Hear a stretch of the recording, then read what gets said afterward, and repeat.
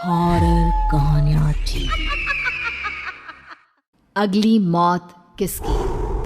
संजीव अपने दोस्तों राघव और प्रतीक के साथ बियर बार में बैठकर बियर पी रहा था। संजीव आज बहुत खुश लग रहा था। अरे यार, आज की पार्टी में तो मजा आ गया।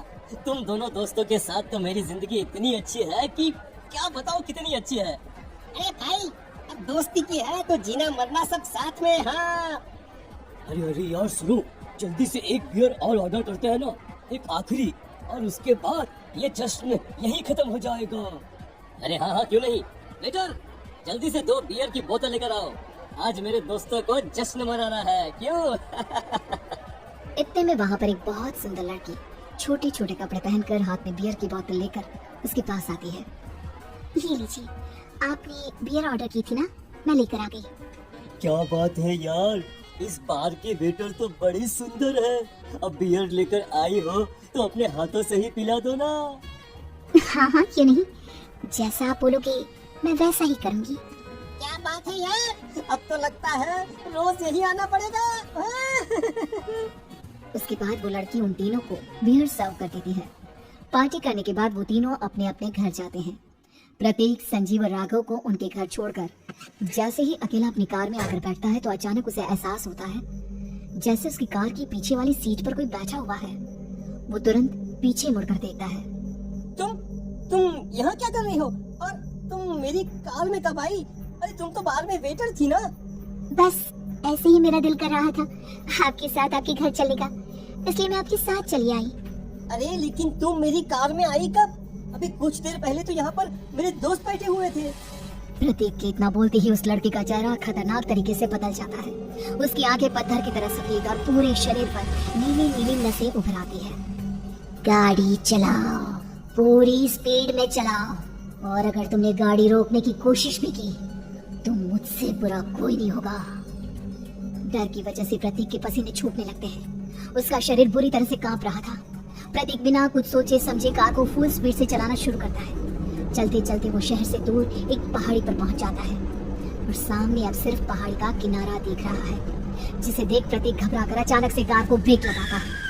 देखो देखो देखो देखो, मुझे छोड़ दो मुझे। अगर मैंने गाड़ी जरा से भी आगे बढ़ाई तो हम दोनों नीचे गिरकर मर जाएंगे। ये तो तुम्हें पहले ही सोचना चाहिए था ना। अब कुछ नहीं हो सकता।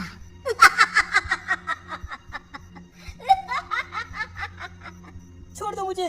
नहीं प्लीज मुझे छोड़ दो। प्लीज मुझे जाने दो, छोड़ दो मुझे। गाड़ी आगे बढ़ाओ। और तभी अचानक से बिना प्रतीक के स्टार्ट किए उनकी कार आगे बढ़ती है और गहरी खाई में गिर जाती है। उसकी चीखने की आवाज चारों तरफ सुनाई देती है।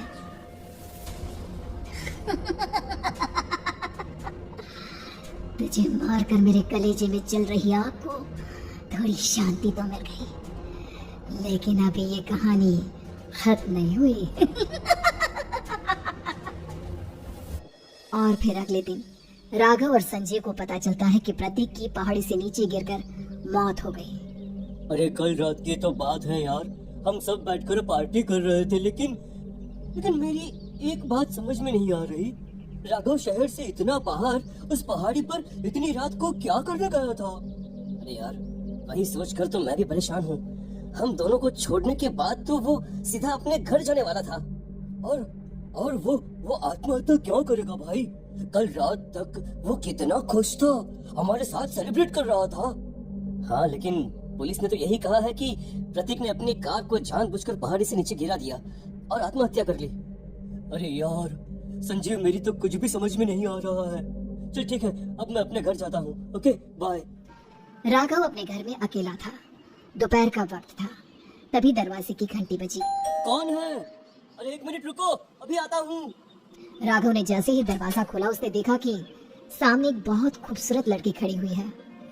कौन है आप, और यहाँ किससे मिलने आई हैं? देखिए ना, बाहर बारिश शुरू हो गई थी, मेरी गाड़ी खराब हो गई है। आपका घर नजर आया तो सोचा कुछ हेल्प ले लेती हूँ। क्यों नहीं, आइए ना, आइए। मेरे कपड़े पूरे भीग चुके हैं, क्या आपके पास टॉवल मिलेगा प्लीज? राघव अपने बाथरूम से एक टॉवल लाकर उस लड़की को देता है। थैंक यू सो मच, अब मैं चलती हूँ। अरे इतनी क्या जल्दी है? आप चाहे तो बारिश रुकने तक यहाँ पर रुक सकती है। हाँ। लड़की ने पलटकर राघव की तरफ देखा। नहीं, मुझे जाना होगा, मेरा काम बाकी है। और वो वहां से चली गई। उस लड़की के जाने के बाद राघव अपने बाथरूम में नहाने के लिए गया और जैसे ही उसने बाथरूम में देखा तो उसका टॉवेल वहीं पर लटका हुआ था। उसने टॉवेल हाथ में लिया तो देखा कि उसका पूरा टॉवेल खून के धब्बों से सना हुआ है। अरे अरे ये क्या? ये टॉवेल तो मैंने उस लड़की को दे दिया था। ये वापस मेरे बाथरूम में कैसे आ गया? और इस पर ये खून के धब्बे कहाँ से आ गए? राघव ने आईने में देखा तो उसकी गर्दन पर एक बड़ा सा चाकू का कट लगा हुआ था जिससे खून बह रहा था, जिसे देख राघव के होश उड़ गए। हाँ, अरे ये क्या? मेरी गर्दन इतनी ज्यादा कटी हुई है और मुझे दर्द भी नहीं हो रहा है। ये क्या हो रहा है मेरे साथ? राघव घबराकर बाथरूम से बाहर आया और अपना मोबाइल उठाकर उसने संजीव को फोन लगाया। संजीव जल्दी से मेरे पास आ जाओ। मुझे लगता है कुछ बहुत बड़ी गड़बड़ है, जल्दी आ जाओ। उधर से आवाज आई लेकिन वो आवाज संजीव की नहीं बल्कि एक लड़की की थी। कुछ अजीब नहीं हुआ है, बस तुम्हारी मौत तुमसे मिलने आई थी और तुम्हें मार कर चली गई।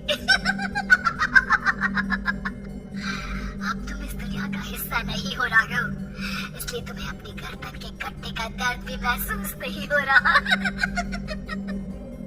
नहीं, ऐसा नहीं हो सकता। कौन हो तुम? तुम्हारी मौत। अब संजीव के पास खबर पहुंचती है कि राघव ने अपने ही घर में चाकू से गर्दन काटकर आत्महत्या कर ली। ये सुनने के बाद संजीव के होश उड़ गए। वो पसीने से तरबतर हो गया और एक अनजाना डर अब उसके दिल को सताने लगा। संजीव के साथ ही उसका एक छोटा भाई राजीव भी रहा करता था। अपने भाई को इस तरह परेशान देखकर राजीव उसके पास आया। अरे भैया, क्या हुआ भैया? आप इतने घबराए हुए क्यों लग रहे हैं? प्रतीक और राघव की मौत, मेरा मतलब मेरी कुछ समझ में नहीं आ रहा भाई। अचानक से मेरे दोनों दोस्तों ने आत्महत्या क्यों कर ली? अरे वो तो मेरी भी समझ में नहीं आ रहा है भैया। हाँ, हो सकता है कि कोई परेशानी होगी और इसीलिए उन्होंने ऐसा किया होगा। हाँ, लेकिन दोनों की जिंदगी में एक साथ परेशानी और दोनों का इतनी खतरनाक तरीके से आत्महत्या करना, कहीं ऐसा तो नहीं मैं भी मर जाऊंगा? अरे आप ऐसी बातें क्यों कर रहे हैं भैया? वैसे ही मैं इतना परेशान हूँ। जब से अंजलि ने मेरा साथ छोड़ा है तब से सब कुछ बहुत अजीब सा हो गया है। रोज रात को डरावने सपने आते हैं। ऐसा लगता है जैसे अंजलि बार बार मेरे सपनों में आकर मुझे डराने की कोशिश करती है। अंजलि का नाम सुनते ही संजीव की आंखें फट गई और उसके गले में आवाज अटक गई। उसके चेहरे पर घबराहट साफ नजर आ रही थी।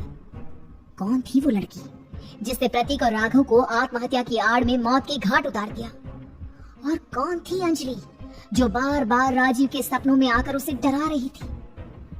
अंजलि का नाम सुनकर संजीव इतना घबरा क्यों गया? इन सवालों के जवाब जानने के लिए देखिए इस खतरनाक कहानी का अगला भाग।